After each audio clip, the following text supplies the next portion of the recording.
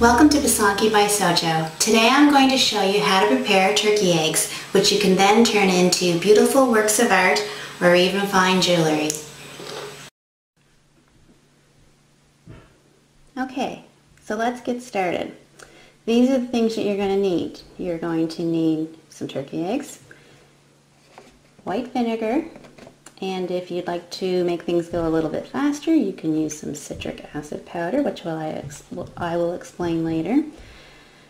A nice soft scrubby. This one's quite old. I've been using this for a while and it's nice and soft. It's not scratchy. And just a nice soft cloth just to dry the eggs off after you're done. Some beeswax.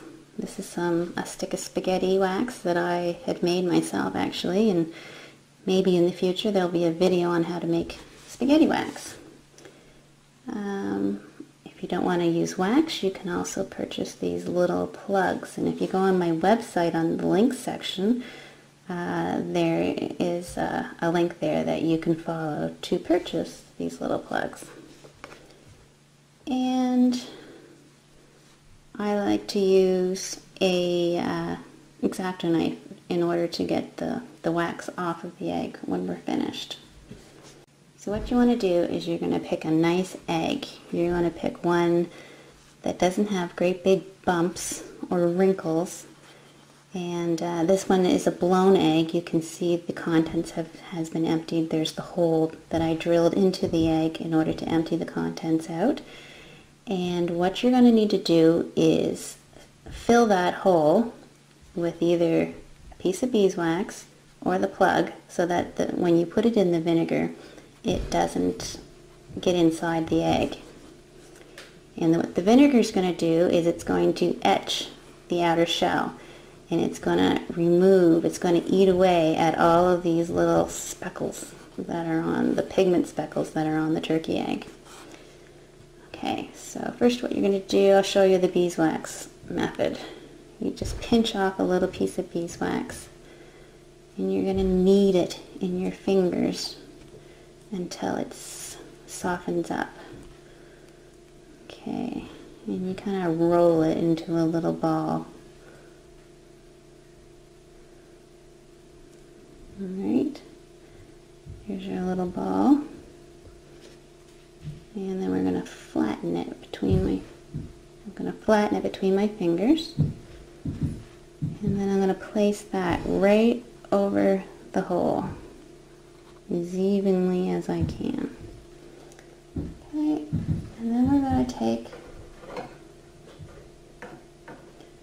our kiska, and just like you are when you're welding, you're going to seal all the way around.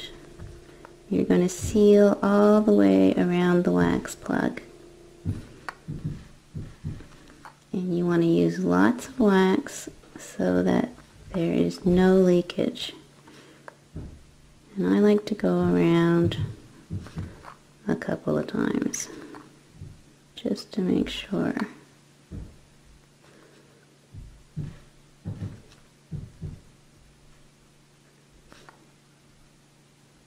Okay, and then what you can do is you can use the side of your kiska and just kind of melt that ball of wax right down to the shell.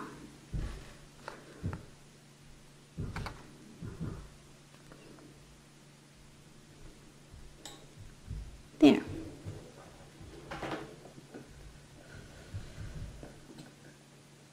Okay. So then you want to get a jar. This is just a 500 milliliter wide mouth mason. And I filled this jar with the vinegar about halfway full.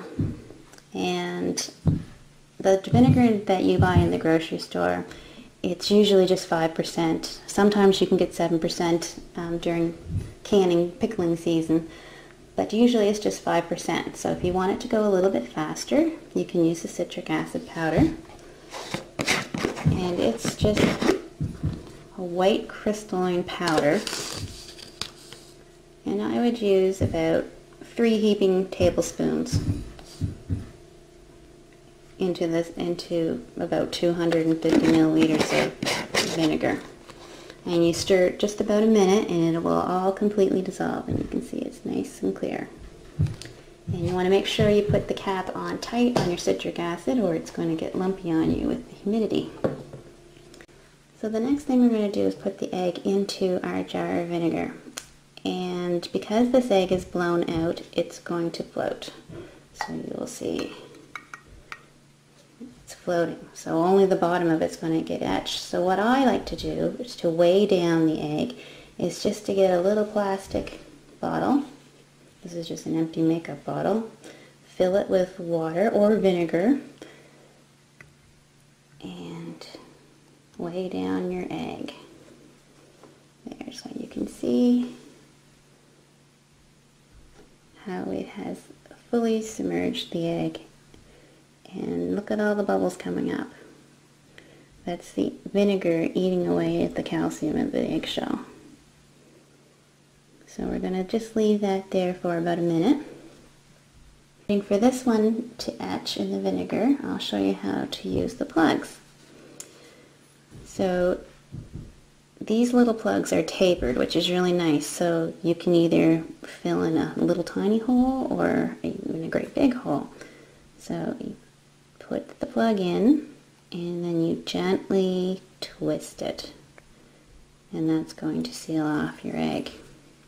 These are much simpler. I would prefer using these plugs for preparing the eggs any day. Now, if you were using full eggs, you wouldn't have to deal with plugs of any kind, and you could just put your full eggs right into the vinegar and they should sink. So let's have a look and see what's going on with this one.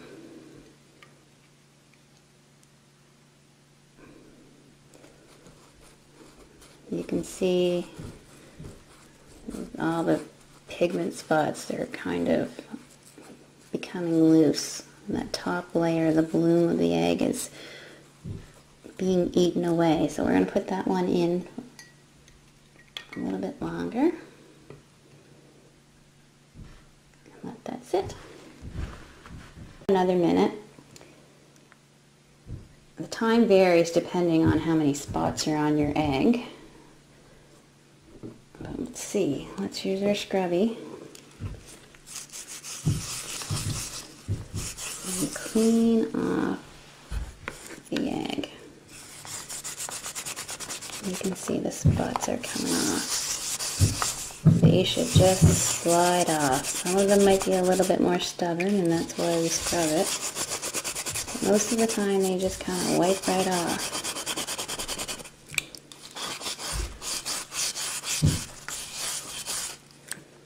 Okay, and now you see there's still some there. Go around the plug. And what we can do is put this one back in the vinegar for a little bit longer. Okay, so it's been about 2 minutes. And we're going to scrub this egg.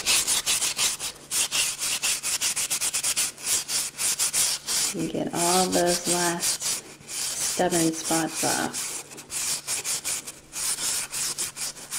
Now this is much easier when you're using full eggs, because then you can just leave them and go do something else.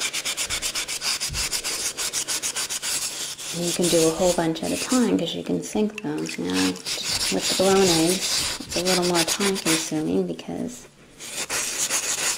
it takes longer, since you can only do as many eggs as you have jars and weights for. So normally I would clean all my eggs before I empty them. But for people that like to use the blown eggs, and this is how they buy them from the suppliers, this is the best way to do it. I'm going to take the cloth, and then we're going to dry the egg off.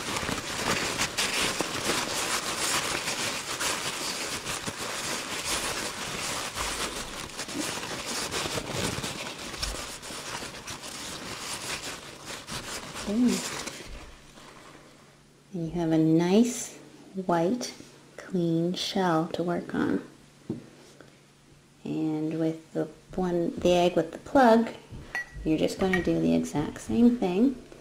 So we're just going to set that in the vinegar and weigh it down and wait a couple of minutes. Now, you might be thinking, why use turkey eggs? Why have to go through all these extra steps in order to get a white egg? Why don't you just use a goose egg or a chicken egg?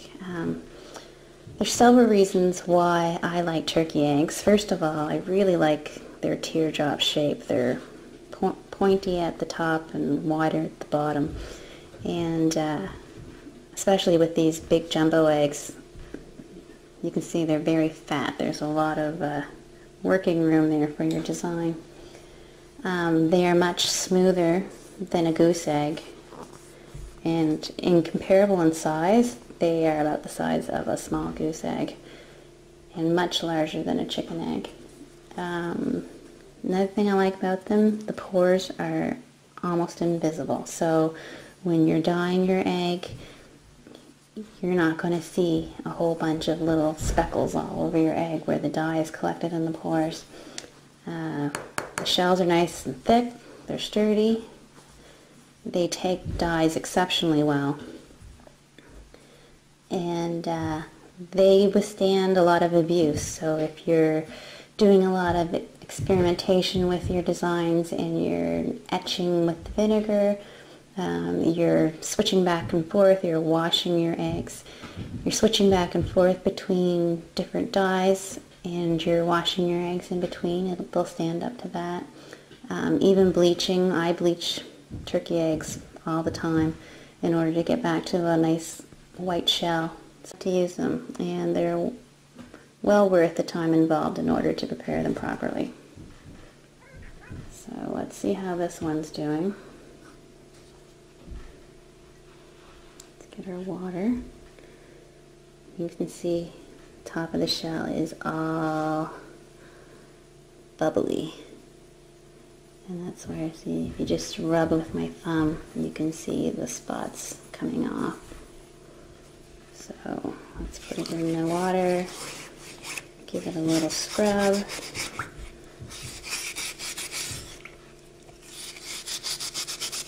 Some eggs clean faster than other ones. Some of them can be stubborn. And what you need to do is you just need to put it back in the vinegar and wait till the rest of the spots come off. This one is almost done. I'm just going to put it back in for a little bit longer. About another minute, and this egg looks like it's almost done as well. This one was a lot faster than the first one. As I said, the spots sometimes come off easier on some eggs versus on the other ones. So that looks pretty good. And I just want to get around the hole. If you want, you can use a toothbrush to scrub around the hole, and that will help remove just the last bits of pigment that stick around there that you might not get off with the cloth. Okay, so here we have a nice white egg. And to remove the plug, all you need to do is simply twist gently, and it pops out just like that.